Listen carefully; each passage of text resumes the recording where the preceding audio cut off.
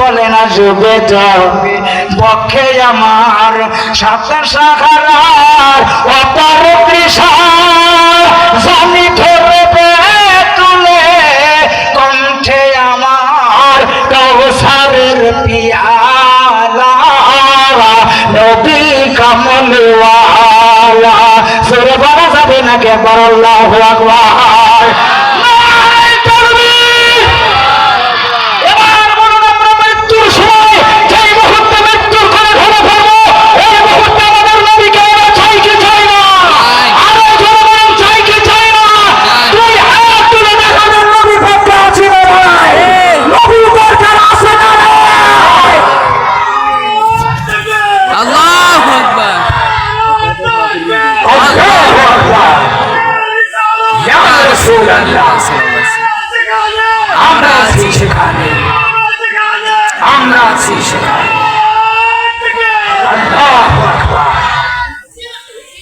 এই জন্য আমার নবীর কথা নবীর জিকির করতে সমান জাকারাকা জাকারানি টুকটুক করে লোকজন আসতেছে, চিন্তা করবেন না ইনশাআল্লাহ।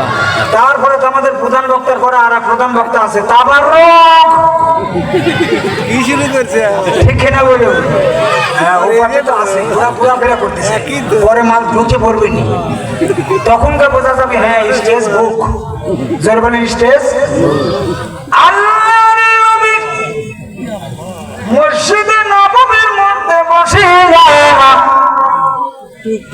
গতবার একটা আলোচনা করেছিলাম বাকি রেখেছিলাম মনে পড়ে গেল, আলোচনাটা করবো না ওখানেই থাক। এবার নতুন আরেকটু অন্যটা বলি, যেহেতু যুবকদের আলোচনা ভাইরা আমার, আল্লাহর নবী রহমাতাল লিল আলামিন সামনে যত দূর দেখে পিছনেও তত দূর, ডাইনে যত দূর বামেও তত দূর। আমার নবীর হাজির হতে হয় না রে, আমরাই নবীর কাছে হাজির। সুবহানাল্লাহ। আমার নবী বলেন আমার যদি এই জগন্নাথপুর পূর্বপাড়ার যদি কেউ আমি নবীর উপরে দরুদ পড়ে, ওর বাবার নাম দাদার নাম মার নাম দাদির নাম সহ বাড়ির নাম নাম্বার সহ আমি নবীর কাছে হাজির হয়ে যাই। সুবহানাল্লাহ। আর যদি কোন নবীর প্রেমিক আমার নবীর উপরে মহব্বতের সাথে মুর্শিদের ধ্যানে, মুর্শিদ হলো ধ্যানের ছবি, মুর্শিদ হলো ধ্যানের ছবি, আমার নবী হলো ধ্যানের কবি, ধ্যানের ছবি। আমার মাধ্যমে নিসবত অনুপাতে যদি জিকির করা যায়, আল্লাহ আল্লাহ জিকির আমার নবীর জন্য, এই জন্য রহমাতাল লিল আলামিন আমার নবী বলেন যদি আমার উপরে দরুদ পড়ে, যদি খেয়ালের সাথে, যদি খেয়ালের সঙ্গে দরুদ পড়তে পারে, আমি রাসূল ঘোষণা করলাম আন-নাবিয়্যু আউলা বিল মুমিনিনা আনফুসিহিম, আমি নবী মুমিন যারা হবে তাদের জানের চাইতে নিকটে আমি রাসূলুল্লাহ হাজির থাকি। জোরে বলা যাবে নাকি আল্লাহু আকবার? হাজির নাজির নবী আমরা মানি কি মানি না?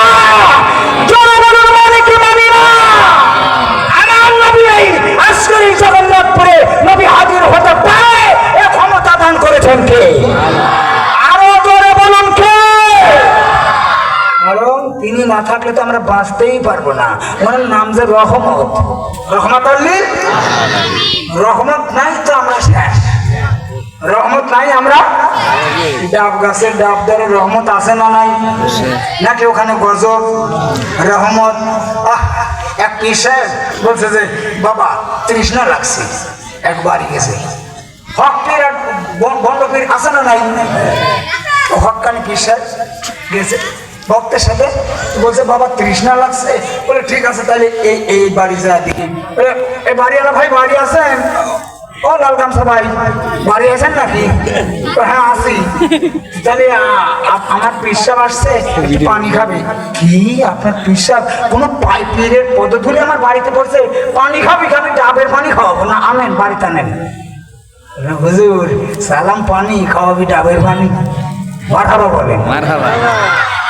তারপরে বলে যে এই গাছে শুধু কষ্ট করে পারা লাগে না, কষ্ট করে একটু। মুরিদকে বলছে বাবা পারো। বাবা যে ব্রিটিশ আমলে গাছ, এই গাছে উঠলো কিভাবে? তখন পেশা বলছে বাবা তো পারবেন এখন না, বুঝে গেলে আমার গাছে উঠিনি, তাহলে আমি উঠি। হুজুর কষ্ট করে করে উঠছেন, ওঠার পরে নামছে, নামার পরে বলছে বাবা কাটো। চিন্তা করছে এই যে কষিটা কোনে যে কোপ দেবো না, কেবিতে যে পানি বাড়াবই না। তো বলতেছে হুজুর আপনি বসে থাকবেন আর আমি দা উইসে করবো, বেয়াদবি হয়ে যাবে, আমি পারবো না। আপনি ভক্ত, এইরকম ভক্ত তো আর দেখি নাই।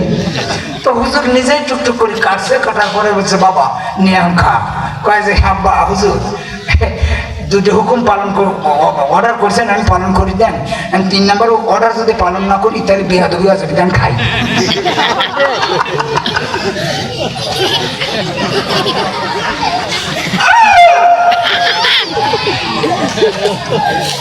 এরকম বন্ধ সমাজে আছে না নাই? আছে, আরো দরকার আছে না নাই? কষ্ট হচ্ছে নাকি আপনাদের? আমার বনি ইসরাইল বংশের একটি বিষয় সাহাবাদের বর্ণনা করতেছেন। আমার সাহাবারা মসজিদে নববীর মধ্যে বসিয়া সাহাবাদের বলেন আমার সাহাবারা যুবকদের যেহেতু মাহফিল, ও যুবকরা তোমরা যেখানেই ব্যস্ত থাকো না কেন মাহফিলের মধ্যে এসে একটু বসে পড়ো, তোমাদের বিষয় সংকীর্ণ ভাবে একটু আলোচনা করবো। আল্লাহ বলতেছেন এই যুবক, 3টে যুবকের কথা আমার নবী বলতেছেন, পূর্বের হাজার হাজার বছর আগের কথা। আল্লাহর হাবিব বলেন আমার সাহাবারা রে 3 জায়গার 3 বন্ধু, একজনের বাড়ি হলো সলে হুদাইবিয়া, আর একজনের বাড়ি হলো জিদ্দার সামিরা, আর একজনের বাড়ি হলো জিদ্দার বগদাদিয়া। 3 জায়গার 3 বন্ধু বেড়াইতে যায়, ঘুরতে ঘুরতে বেড়াইতে বেড়াইতে বাজানদের সংক্ষেপে আলোচনা। আল্লাহ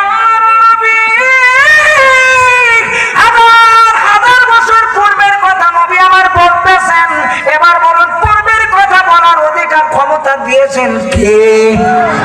আলোচনা বলুন কে? সেই নবী আমার নবী। আজকের শুধু নয়, কিয়ামত পর্যন্ত শুধু নয়, আখিরাতের আদালতে কি হবে রে বাবা, তাও আমার নবী বলে দিয়েছেন। পাস্ট, প্রেজেন্ট এন্ড ফিউচার, অতীত এবং বর্তমান সব আমার নবী বলে দিতে পারে। এ পাওয়ার দান করেছেন কে? আরেকটু জোরে বলুন। কেউ কেউ নবী এলমে গায়েব জানে না। আরে এলমে গায়েব জানান না মানে তাহলে নবী না। অদৃশ্যের খবর, অজানা খবর দেওয়ার দেওয়ালার নামই হলো নবী। জোরে বলুন সুবহানাল্লাহ। সোনার বাচ্চানেরা, যুবক ভাইয়েরা, আমি আপনাদের খেদমতে আরজ করে বলবো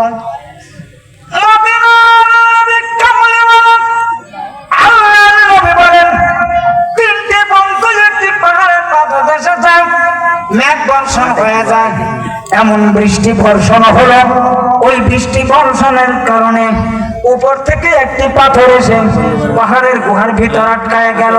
সেই গুহার মধ্যে 3টা যুবক আটকায় ছিল, আশ্রয় নিয়েছিল। গুহাটা আটকায় গেল, বৃষ্টির কারণে আরো টাইট হয়ে গেল। কি হয়ে গেল?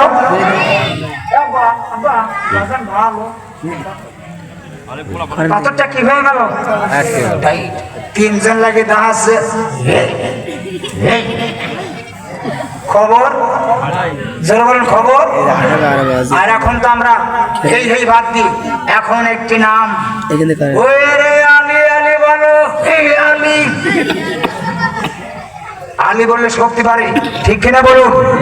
নারায়ে হায়দারি, নারায়ে হায়দারি। পাক পাঞ্জাতন দরকার আছে না নাই? যারা বলুন নামাজের মধ্যে পাক পাঞ্জাতন আছে না নাই? নামাজের মধ্যে নামাজ হলো আল্লাহর, ওই নামাজের মধ্যে আমার নবীর নাম আছে না নাই? যারা বলে নবীর, এই যে নওগাঁর এক বক্তা, নাম বলবো না, নাম বললে আবার হ্যান্ডকাপও লাগবে পারে। নওগাঁর এক বক্তা বলতেছে নবীর বাপ মা জাহান্নামে। নবীর বাবা মা, একটু নাউজুবিল্লাহ জোরে বলুন। বলে কি রে, কি পরে আর কি বলে?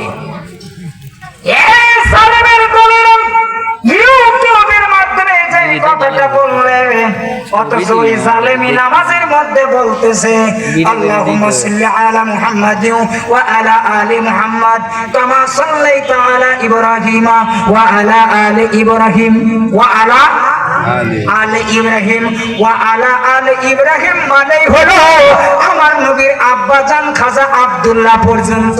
সুবহানাল্লাহ। নামাজের মধ্যে আব্দুল্লাহর নাম নামাজের মধ্যে মা আমিনার নাম, নামাজের মধ্যে আবি তালিবের নাম, নামাজের মধ্যে আব্দুল মুত্তালিবের নাম, নামাজের মধ্যে আবুল হাসেমের নাম, নামাজের মধ্যে আব্দুল মান্নাফের নাম। এরকম করতে করতে হযরত ইসমাঈল পর্যন্ত, হযরত ইব্রাহিম আলাইহিস সালাম পর্যন্ত একটু জোরে বলা যাবে নাকি আল্লাহু আকবার। অথচ নামাজেতে বারা আসেই আমার নবীর দুশ্মনী করে, কারণ নবীর বাপটা দেখান না বাবা বাবা কপালে আবার কালা দাগও বানা ফেলছে। কারণ নামাজ তো আমরা তো পড়ি, কপাল পোড়া কিন্তু একটা ভেজাল আছে। এক কপাল হলো নামাজি, যে হক্কানি নামাজি, তার কপালে দাগ হওয়া কোনো অস্বাভাবিক নয়। কিন্তু আর এক জাতীয় 3 মাসের নামাজে আছে, যারা ওইটা দেখি তার টুপি মাথায় দেয় না, দেখবে টুপি মাথায় দেয় না, ওরা নামাজ পড়ে কপালে দাগ। এই দাগ মানে হলো কালা পাথর, যেটা আসল পাথর আমরা চুম্বন করে এসেছি হাজী সাহেবরা, কালো পাথর। ওই পাথরটা ছিল দুধের মতো সাদা, সুবহানাল্লাহ বলুন। সেই পাথর হয়ে গেছে পাপ নিতে নিতে কালা, পাপ নিতে নিতে আমিও 2 বার চুমে খাইছি, তার মানে আমার পাপও নিছে, ঠিক কিনা বলুন। পাপ নিতে নিতে হয়ে গেছে কালা, তোরও এখন করতে করতে হয়েছে কালা, ঠিক না বলুন। ও নামাজি নামাজ পড়ো আমার ঘরে আজ, তোমার দরে বিছিয়ে দিলাম হৃদয় যায় না নামাজ। ও নামাজি নামাজ পড়ো আমার ঘরে আজ, সেরে বলা যাবে না একবার মার বাবা।